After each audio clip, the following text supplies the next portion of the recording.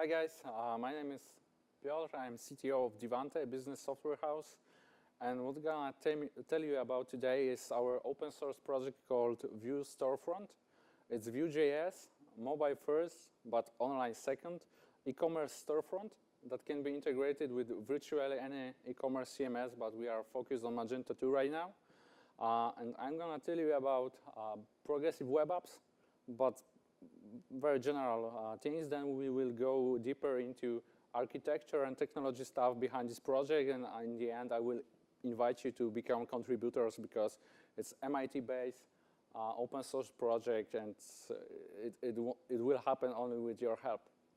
So let's start with some business motivations behind this project. Basically, as you probably all are aware of, e-commerce right now isn't so mobile friendly. I don't mean that it doesn't support like responsive web design, because of course it is, but generally the user experience on mobile is mobile web is worse than in native applications. The web apps are quite slow, doesn't support poor internet connections, doesn't work offline, and also a lot of problems with scalability, with legacy technologies are there. So we decided to do something with that, having also fun in the process. So basically, when you take a look at the future of e-commerce in general, it's all in mobile. Like mobile is growing like a hell. But when you compare the distribution of mobile users between native apps and mobile web is like 3 times more popular than the corresponding native apps. Of course, why is that? Because of the distribution model. Mobile web it simply works, can be shared, can be linked, doesn't require all this app store installation stuff, so it's extremely easy to distribute. But what is funny, or maybe not so funny, comparing the user experience mobile web to mobile apps, mobile web still suffers a lot. Like the users spend much less time on mobile web comparing to the native apps, comparing the same services. The native apps are still more engaging. User put them on the home screens and so on. So progressive web apps are about stepping over this gap, like between a mobile web and native apps. It's to provide the native application user experience to the mobile web, to allow you to install the applications on your home screen, to use some features like service workers in offline synchronization, push notifications, to create very fast working interfaces. Here's some example app. It is a web application, but works and looks totally like native app. All the technologies are there. So we have these design techniques like purple SSR, design patterns. I will tell you something more on that later on. We have all the technology stack like frameworks, React, Vue.js, many others. We have all the toolings, Webpack, Lighthouse from Google, and so on. So basically, we have all the stuff here to do something interesting, and we decide to start our project with basically 3 particular goals. First, we wanted to build e-commerce storefront which works 100% offline. So you don't have to have internet connection to browse the product, to even make orders.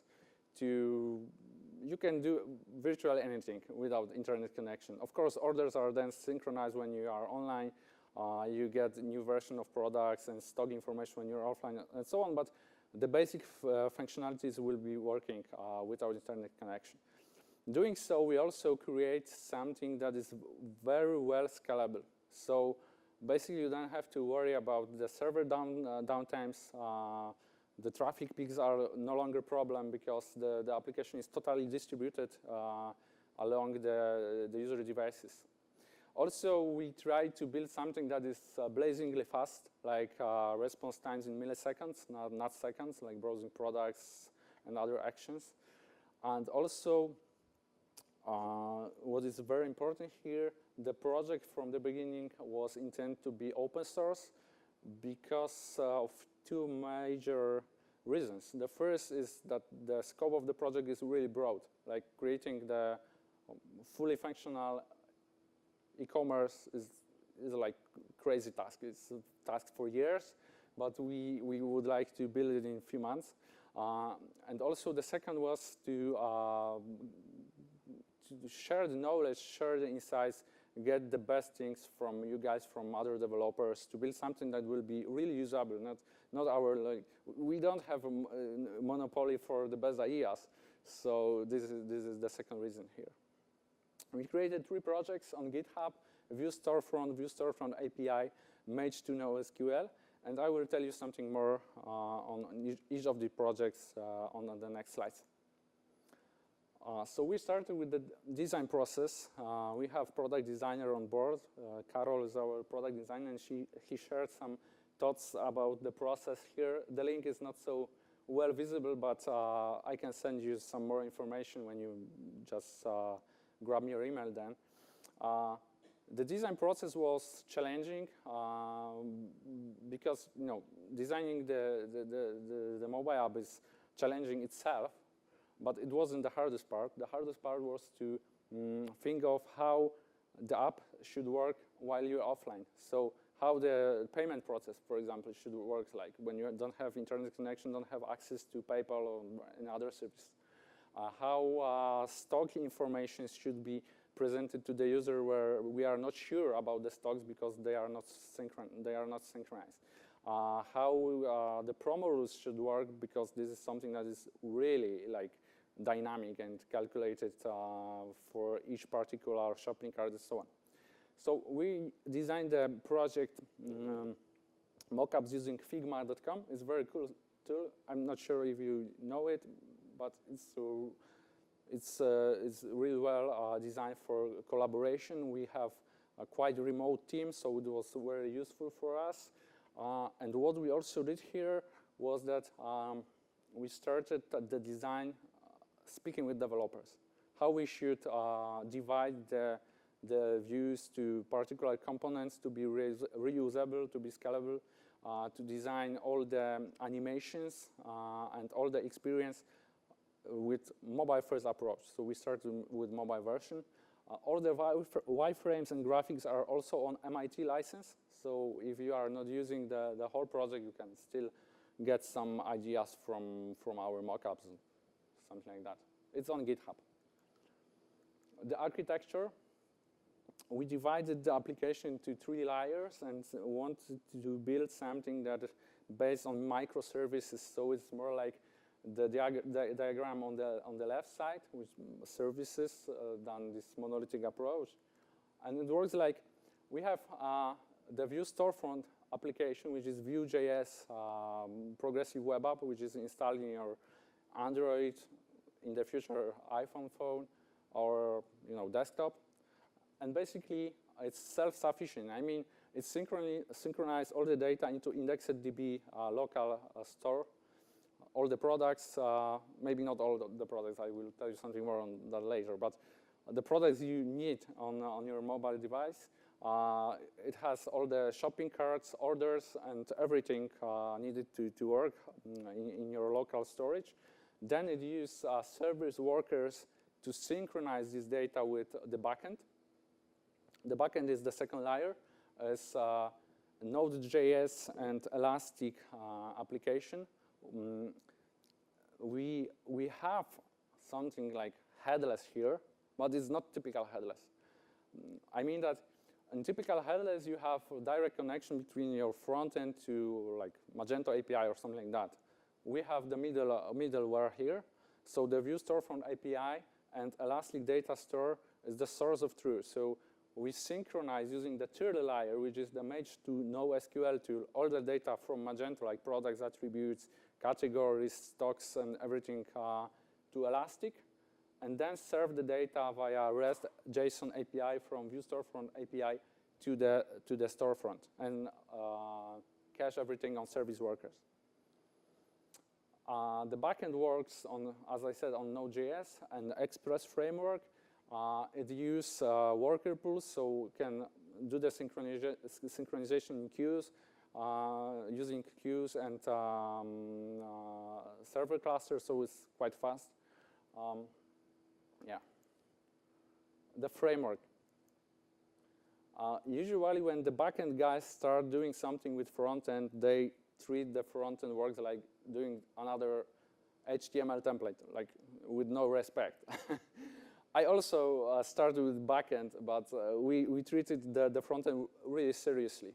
So we created a set of Vue.js components that can be inherited and modified within your teams. So you can create dedicated teams and get the basic features of our core components and add some look and feel, add some new functionalities there without modifying the core, which is pretty crucial for us because we plan to develop this heavily, so release updates and so on. So you have to be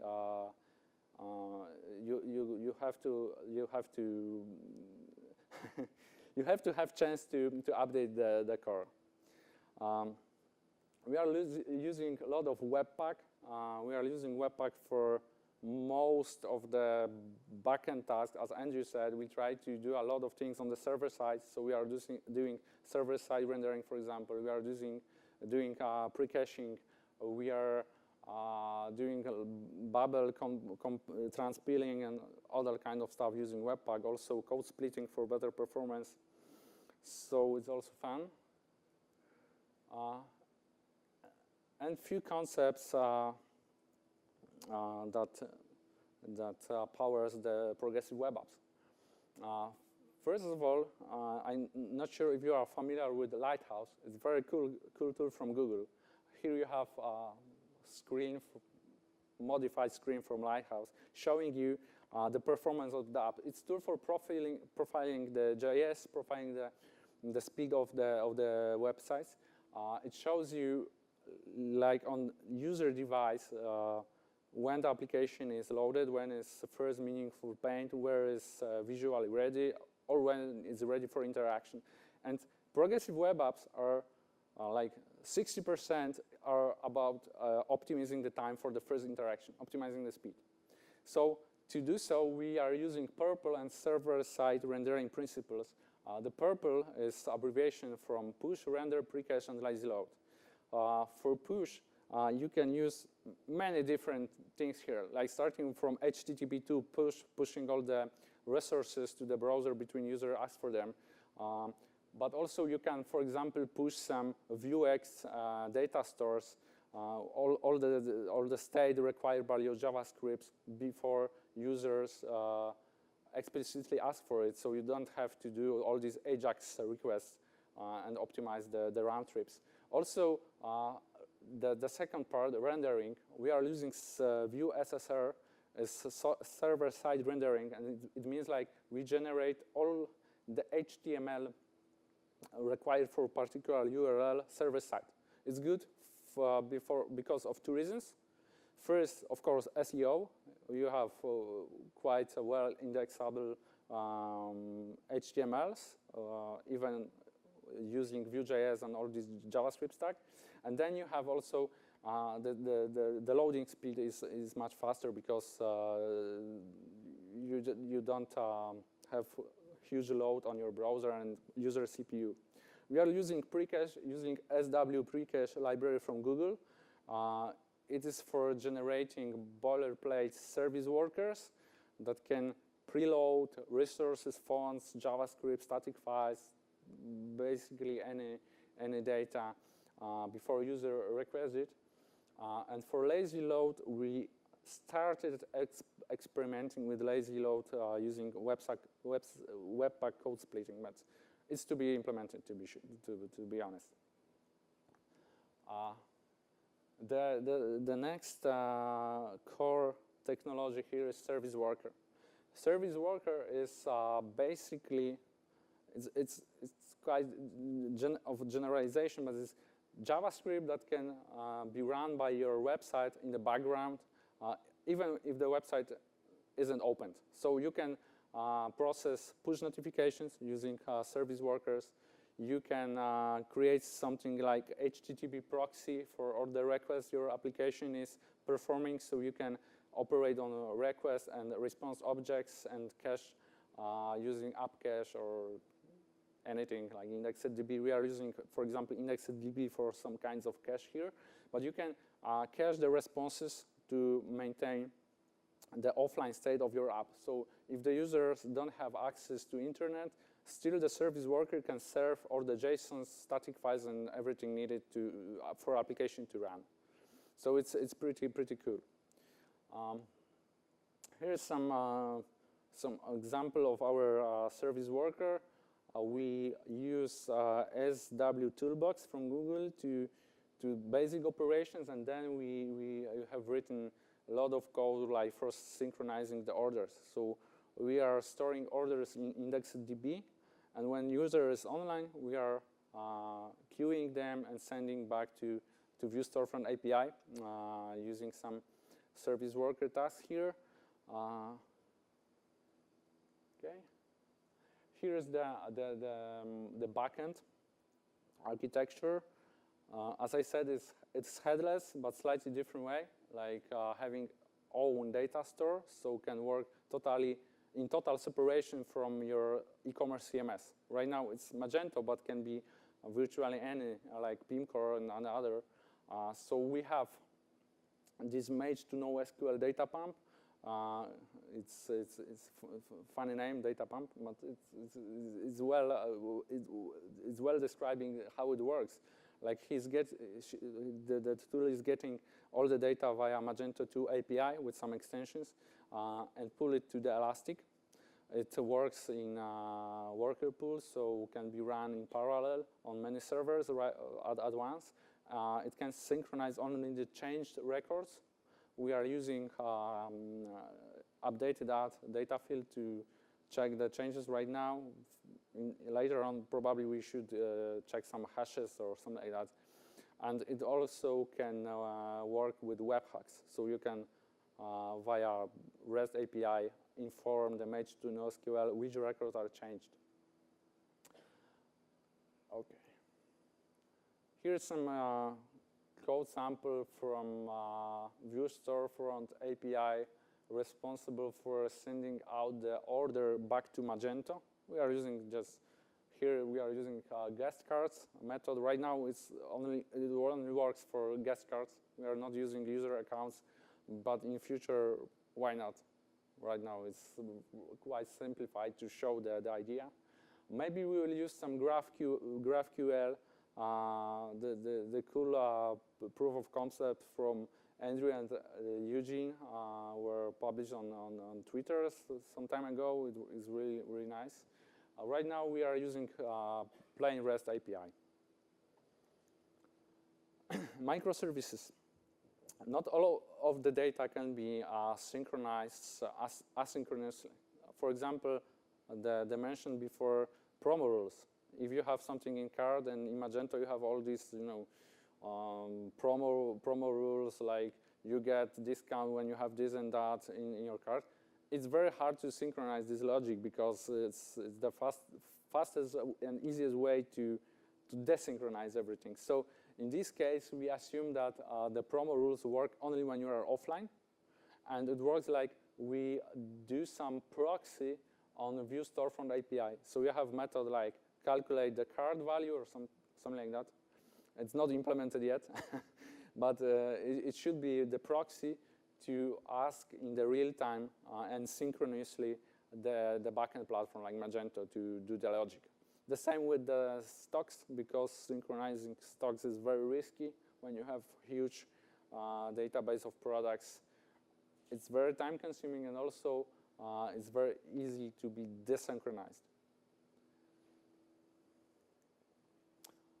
About the technology stack, everything is based here on JS. We used to be PHP developers before in the previous life, but we just were thinking like, if we start with this new project and we don't have legacy technology limitations, why not to learn something new and have fun So we decided to go with Vue.js.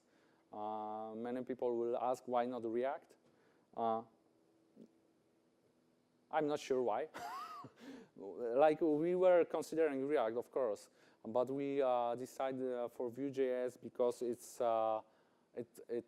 very easy to learn, and it has better usability for developers than React from our perspective, especially for e-commerce, because it allows you to create all these templates, which is quite similar to the way the teams were created before. So we just were thinking like, okay, on GitHub it has almost the same number of stars like React. It's growing faster than React, and developers in e-commerce really like it, so why not? And I think it's a good idea because all the projects I heard of like the PWA Studio, the project from Hatimeria and others based on React, and our not. So you have choice. We don't want to compete with anybody. It makes no sense. We are using Babel to have the ECMAScript goodies here. We are using, of course, Webpack.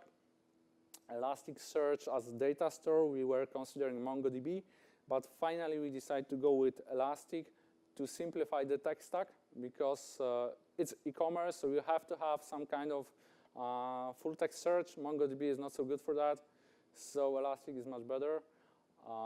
And also have all this data store based on JSON is really cool. Then we have Node.js for the backend, for developer servers as well. Express as a backend framework. And we are using also local forage. It's a library for establishing the abstraction between local storage, IndexedDB, WebSQL, because it's any of these technologies aren't, of course, local storages, but the IndexedDB and WebSQL are not so widely supported by browsers, and the local forage is abstraction here. I have very interesting discussion with developer relationship manager from Google, and she tried to convince me that you should go only with vanilla JavaScript, no frameworks, no abstraction layers. It's not good, but we decided to value more like the accessibility and availability than standards. Okay, so I will skip this one. What I want to do here, and the main goal was to invite you to become the contributors of the project. We have documentation. It's going on, so it's not covering all the project right now, but it's still still under work. We have issues there. We have easy first picks, so you can choose and pick some of them. It's very good for newcomers to learn Vue.js or anything like that. We have first contributors here. The guys from Snowdog are contributing actively from Macopedia also, so you can check out some pull requests on GitHub, how it works, and just have fun with us because it's really a lot of fun. Here are some animations from the demo we are creating. We need like 2-3 weeks, maybe 4 weeks to finish the demo store. It's working right now, but it's not optimized, and we would like to show you something like more finished, more polished. But it's working right now. So if you are interested, or maybe some of your friends are interested in contributing to this project, just let us know. Just drop me your email here, and that's all. Thank you. Maybe some questions. Okay, if not, oh, okay.